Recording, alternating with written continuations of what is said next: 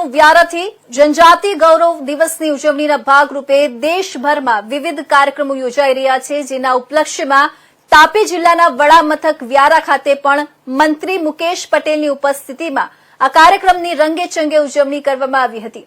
ભગવાન બિરસા મુંડાની 150મી જન્મ જયંતિ નિમિત્તે દેશભરની સાથે ગુજરાત રાજ્યમાં પણ રંગેચંગે ઉજવણી થઈ રહી છે।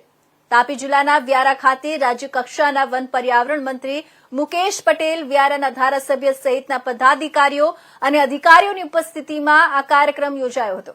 આ કાર્યક્રમ આજથી 27 દિવસ સુધી સબરીધામથી અંબાજી સુધી ચાલનાર છે।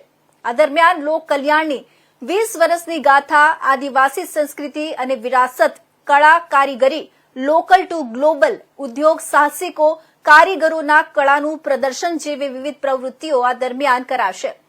આ દરમિયાન જુદા જુદા સ્ટોલોનું નિરીક્ષણ અને વિકાસ રથનું પ્રસ્થાન મહાનુભાવો દ્વારા કરી આ દિનને યાદગાર દિન બનાવાશે।